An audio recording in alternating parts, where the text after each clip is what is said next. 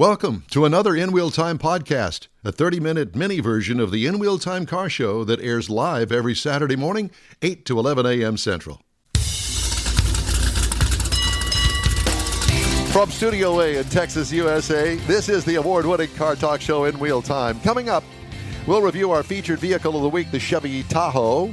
We got your weekly cruise-in calendar. Conrad has This Week in Auto History, and I'll have the stories making automotive news headlines this week. Just ahead on today's In Wheel Time car show. Howdy, along with Mike Out of This World Mars, King Conrad DeLong, Jeffrey, we need more Jeff Zekin. We do.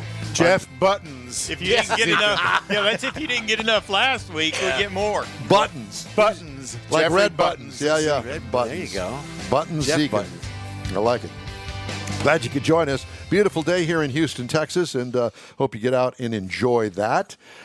Again, it's the In Wheel Time car show, and we have special guest right now joining us. His name is Richard Truesdell. And Richard, it's great to have you with us today. Thanks so much for joining us.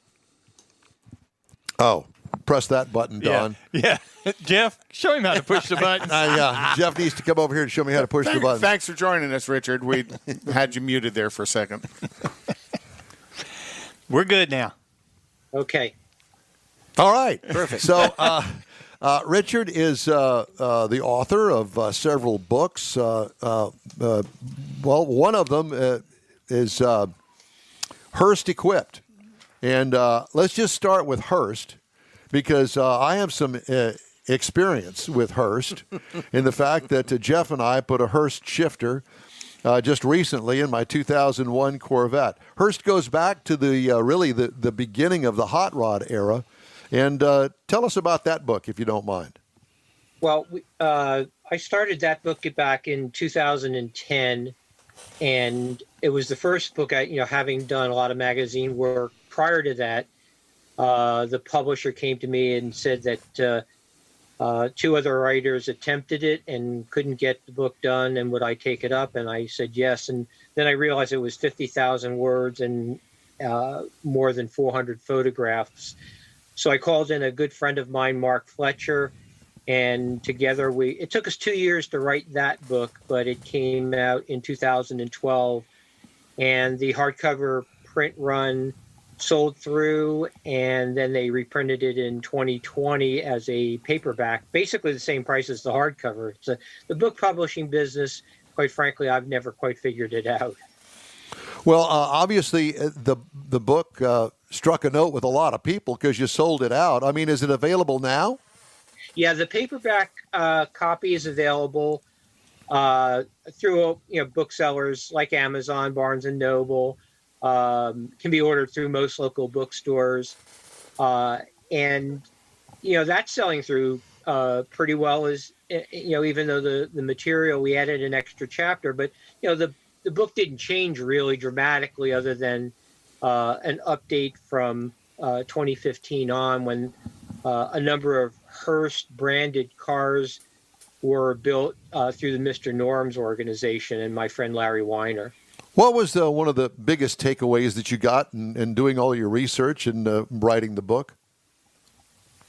Just how important George Hearst and his partner Bill Campbell were to the birth and then explosion of the automotive aftermarket industry in the 1960s.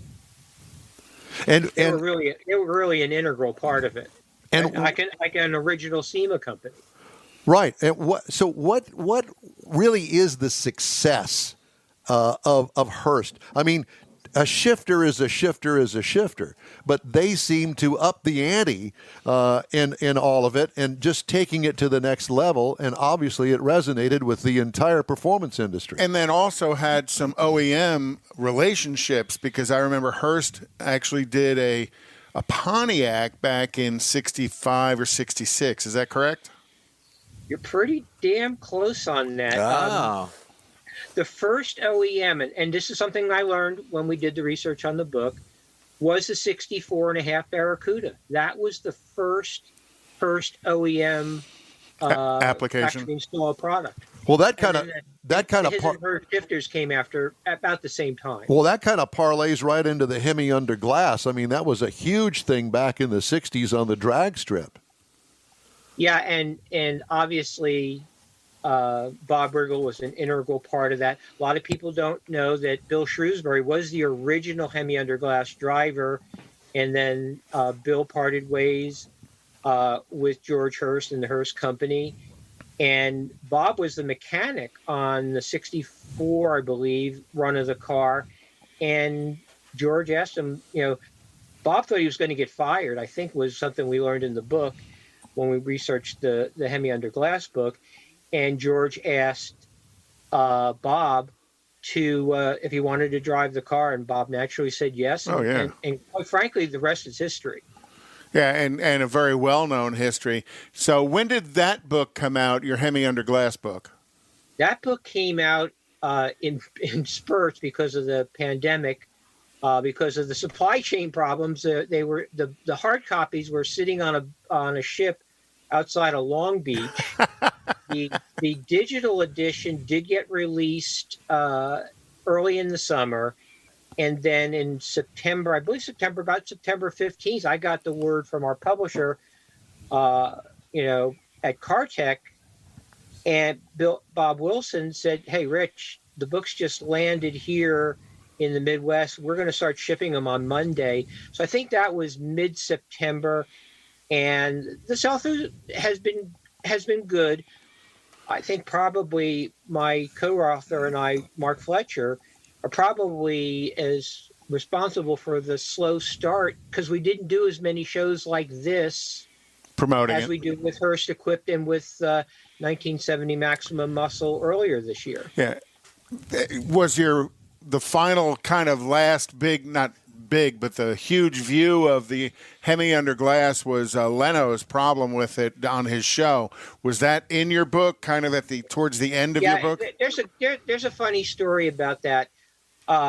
Everything that Jay does is still, and we found this out back in 2012 with Hurst Equipped, everything goes through NBC Universal.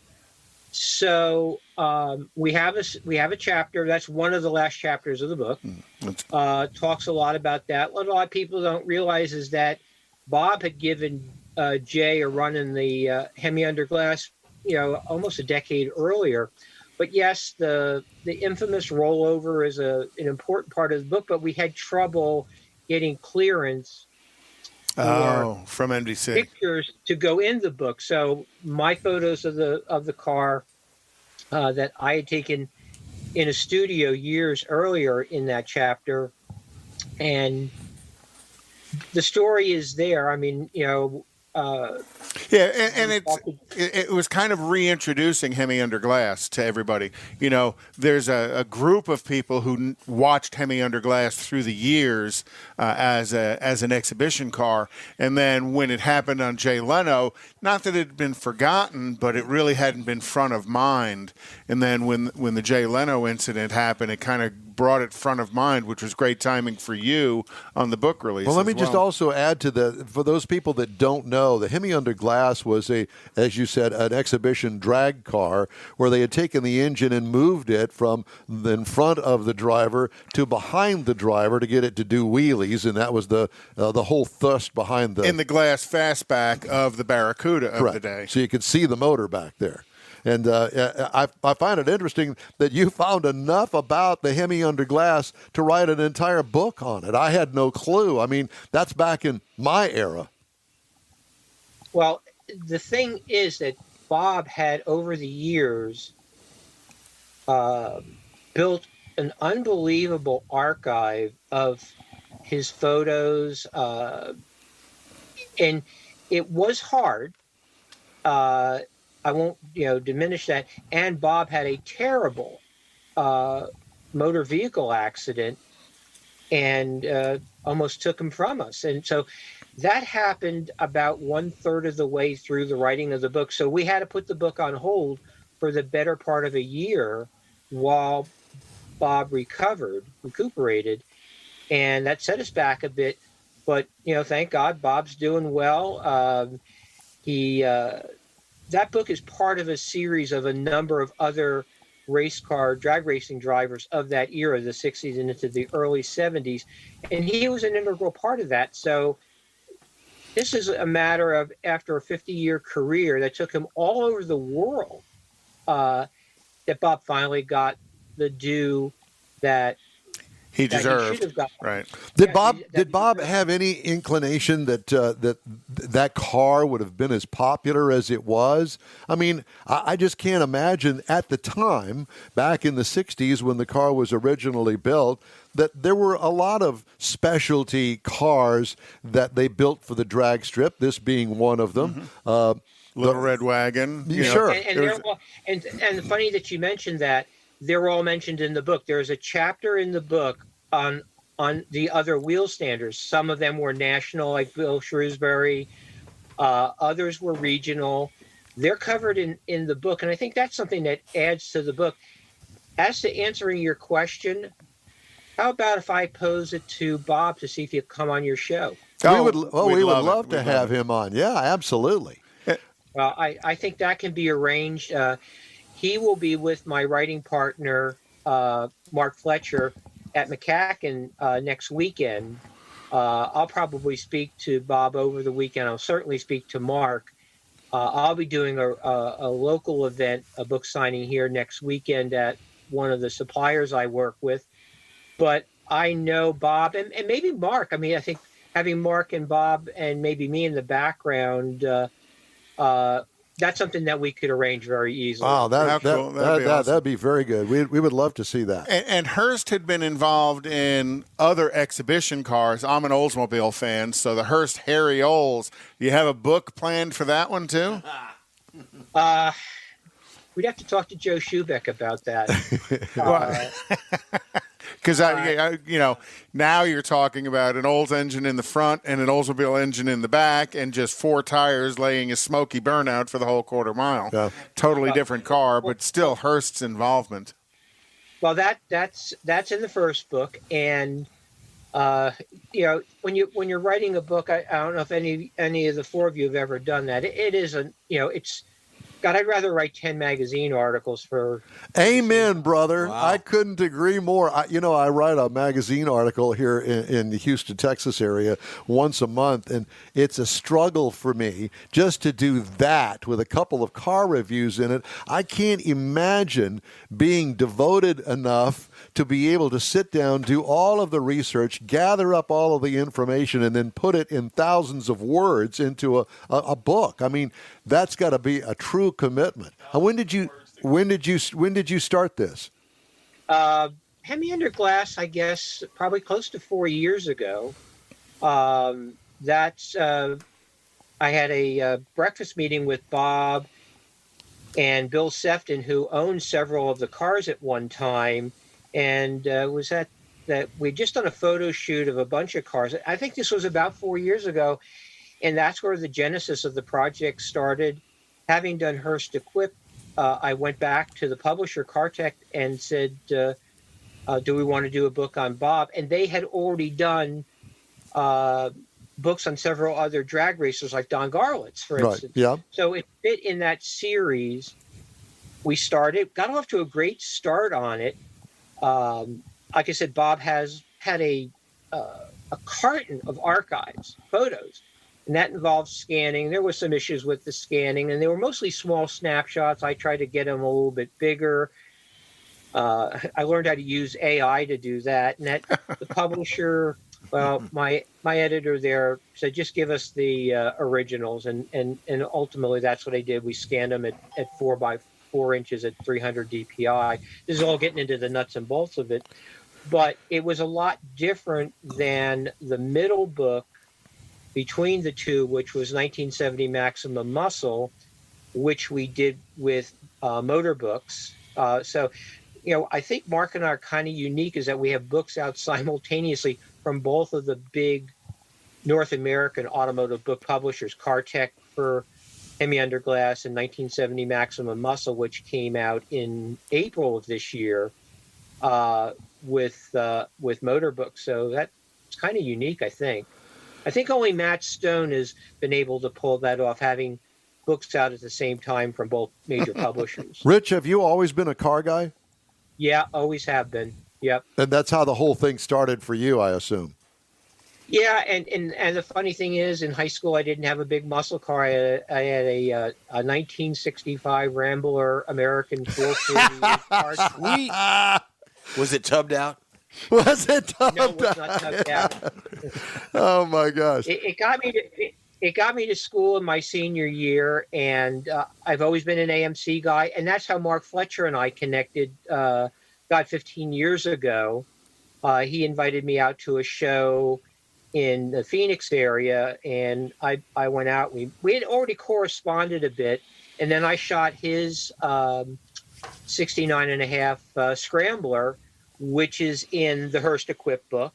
Right. Okay. And done several magazine articles on it. And he, after having the car, I think for 15 years, recently sold the car to another friend of ours, and the car has gotten a substantial upgrade in terms. I think it's now got the dual quad manifold that was the factory option on the car, or the Group 19 parts option, dealer option.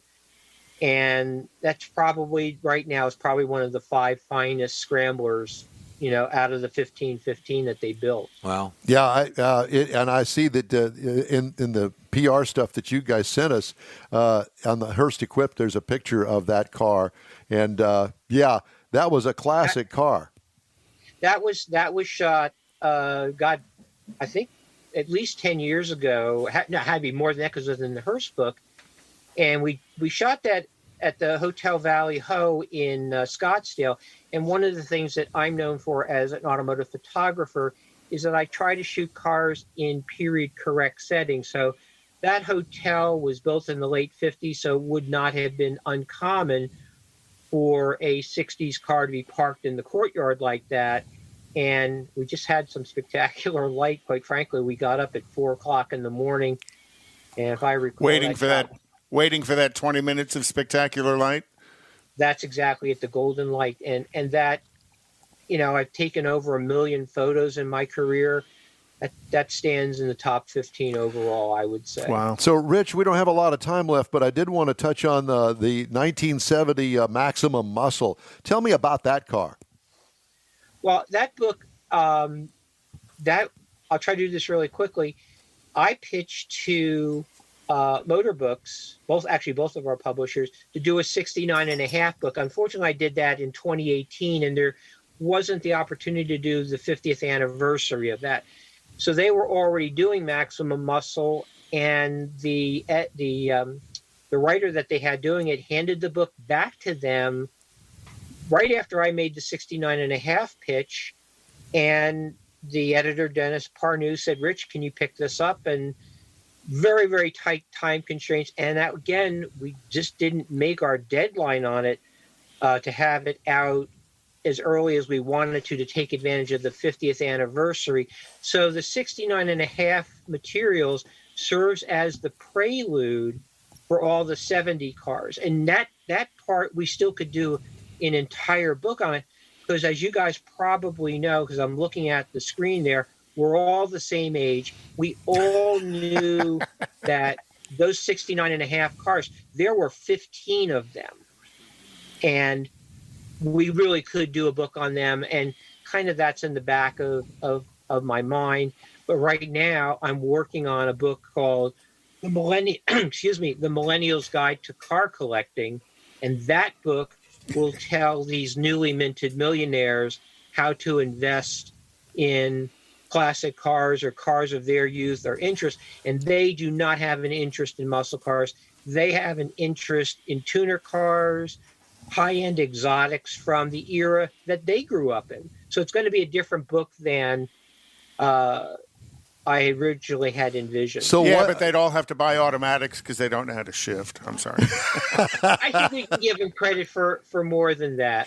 I think a good portion of them know how to drive a 4, 5, or 6 speed. Okay. All right. Well, there you have it.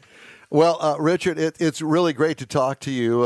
Another car guy, and believe it or not, I mean, he is a car guy that writes books, and a great collection. And I must say that we're getting close to Christmas, and these would make great Christmas gifts for anybody that's a musclehead. So do you have a website, your personal website? I think the best thing to do is just go to my Facebook page, which would be facebook.com/Richard.Truesdell, and that's spelled TRUSDELL.3. So it's facebook.com/Richard.Truesdell.3. Thanks, guys, for giving me that plug. Hey, well, it's you're more than welcome, and we hope to talk to you again soon. Let's connect. If you're ever in the Houston area, be sure and give us a shout. Well, I'll do that. I'll probably be coming through Houston next year, and I will follow through on my promise, and I'll get you connected with Bob Riggle. Perfect. Richard, thank you so much again, and best of luck on all those books, and you're right up our alley, that's for sure. I appreciate it, guys. Have a great Saturday, great weekend. It sounds like the weather's really good in Houston. It truly is, and you as well. Talk to you soon. That's Richard Truesdell, and he is the man about town when it comes to hot rod books from especially our era. Well, I'm gonna share his Facebook page on ours. You should see the picture of this Jaguar he's sitting in front of. That he is truly a car guy. Gearhead. Anyway, time now for the cruise-in calendar, and there are some cruise-ins going on. Yep. Next weekend will be the Battle Rod 2021 Open Car Show and Truck Show at the J.B. Wells Park in Gonzales, Texas. I know where that's at. And then Sunday the 21st will be the historic downtown Richmond Car and Bike Show, downtown Richmond, Texas, and that's 11 a.m. to 6 p.m. What day is that? Next Sunday, the 21st. Right. And then Sunday, November 28th, from 11 a.m. to 3 p.m. is Houston Cars and Cocktails at Little Woodrow's and Tomball. December 5th, Riding on Faith, Christmas Market and Toy Show and Toys for Tots. And that is at the Riding on Faith at the Cowboy Church. And then December 11th is Legacy Ford's Toys for Tots show. And then December 18th, I believe, is when Eric Allen and Deadpool that we had on a couple of weeks, he's doing his Toys for Tots show as well. Thank you, sir. All right, time now for this hour's car review. It's the 2022 Chevy Tahoe. Now, I know that I had to peel out of here last Saturday, and you didn't get a chance to see it, Conrad. Yeah, I did. I saw it when we walked in. Well, I know, but you didn't get a real tour of it. And the reason I say that because Conrad actually drives a Tahoe. Right. And boy, I'll tell you what, it ain't nothing like this new one. No. Holy Toledo. Yeah, it was good looking. All right. It's all new from the ground up 2022 Chevy Tahoe. Available trim levels, LS, the LT, the RST, the Z71, the Premier, and the High Country. I had the Premier. This is, according to your government, a standard SUV. And in my book, it is a full-size body-on-frame. No, it's not as big as the Suburban, but it's still got 3 rows of seating, and you can actually sit in the 3rd row. How many passengers? Up to 8 with a 2nd-row bench. Exterior changes from last year. It was all new last year. Exterior features, sharp grille with those masked headlights, interesting air openings on either side of the grille. And you and I took a look at that last year and going, what the hell is that for? And all I can think of, we came up with brake cooling. Brake cooling. Yeah. Right. Beautiful wheels. And I will say this. You know, the manufacturers have really stepped up the game when it comes to wheels. And they, even if the vehicle itself stays pretty much the same year after year, as they do, they change the wheels every year. And every year they always come up with at least 1 or 2. They go, dang, I would have bought that in the aftermarket. Right. But they beat them to it. Sharp rear end with classy chrome accent. Do you see the chrome accent right underneath the window there? Really adds a touch of class on that thing. Kind of gives it a very upscale look to it. It's so funny because just that little piece of chrome does just that. Quad exhaust on my Premier. quad exhaust. Well, quad tips. Yes, Made it look good from the back. it did. What I liked about it, oh my gosh, the paint job on that truck. What color was it? Well, it was called Midnight Black, but it wasn't. It was the deepest, darkest blue with just a little bit of flake in it. Pearl? And the In the sun would have to hit it just right, because when you came back, I had a chance to see it on the way out, and it definitely looks black. But when the sun hit, it's just You right. can see the You blue. Can see the it deep- is spectacular. Interior highlights: sleek, well laid out dash design, passive cell phone charger right in the middle up front, massive center console, obviously tons of storage there. I like that. Integrated touch screen, push button transmission shifter on the dash. And it's not only it's a push-pull kind of situation on it. I don't know if you're familiar with it, but boy, does it work great. And what I like about it being on the dash is, so you got the dog in the car. The dog doesn't accidentally put it in neutral or some other gear that you don't want it to be in. It's up on the dash. Gobs of cargo room, especially with the third row down on it. What I liked about it, the ease of use of the infotainment system with Google voice control. And it And works did it understand great. you? Yes. It recognized my voice and never failed. It was spot on. They should have done that a long time ago. So it comes standard with a 5.3-liter V8. We had the 6.2 optional V8 that had 420 horsepower, 460 pound-feet of torque. The regular 5.3 has 355 horsepower and 383 pound-feet of torque. 10-speed automatic transmission in all of them. Tow rating up to 8,400 pounds. That's pretty good. Wow. Yeah. I could The great big yacht you I could could put. store 4 tons or tow 4 tons. Yeah. Haul rating, 1,834 pounds. Miles per gallon, well, 15 and 20 for an average of 17. Remember, it used to be 12. What I liked about it, more power for everything with this big motor in it. What could use improvement? Well, I just dreamed this up. How about a supercharger for more power? Why not? Well, there's a supercharger in the works, because they use it in other car platforms. Yep, they do. Ride and handling, superb. And what makes it superb is the new independent rear suspension on the thing. It has made a world of difference. And you couple that with the magnetic ride control shocks. Right. The thing is unbelievable. Anyway, base trim price, $64,795. Prices tested, $76,670. Base model price is $49,700. Competitors, it's twin. GMC Yukon starts at $52,600. Ford Expedition, $55,820.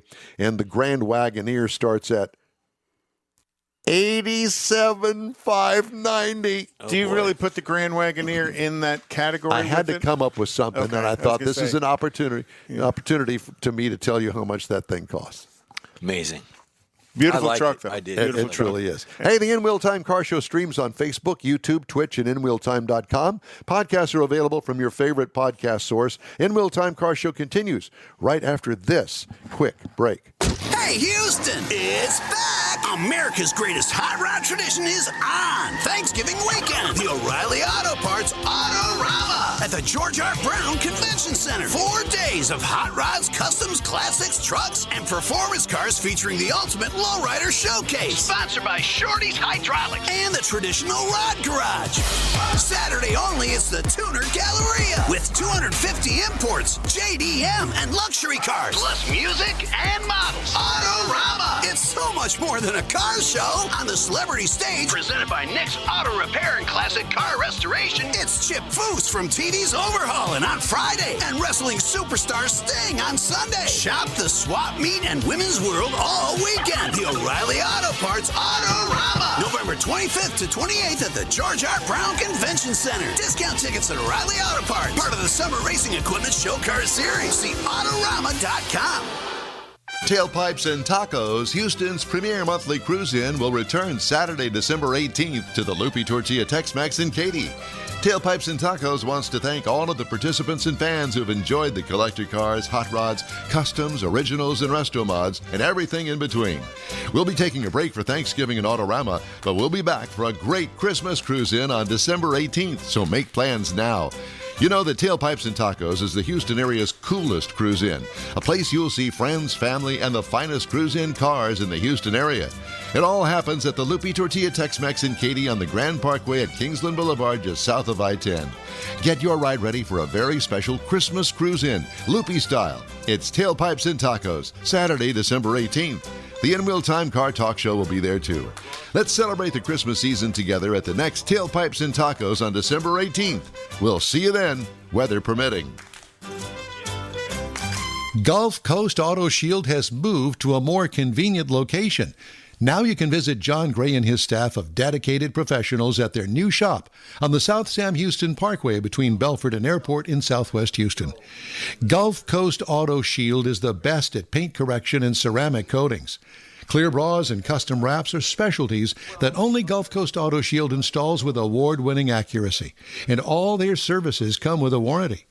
Lamborghini, Aston Martin, Porsche, and Ferrari owners depend on Gulf Coast Auto Shield for their specialty services, and you should too. The In-Wheel Time Corvette and Cutlass have both been massaged by Gulf Coast Auto Shield, so isn't it time your vehicle visit their new shop in Southwest Houston? Call John Gray today at 832-930-5655 or visit online at gcautoshield.com. That's gcautoshield.com. Paint, coatings, wraps, and more at gcautoshield.com.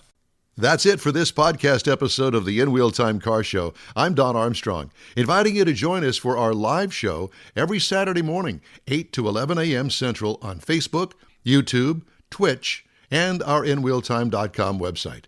Podcasts are available on Apple Podcasts, Spotify, Stitcher, iHeart Podcast, Podcast Addict, TuneIn, Pandora, and Amazon Music. Keep listening, and we'll see you soon.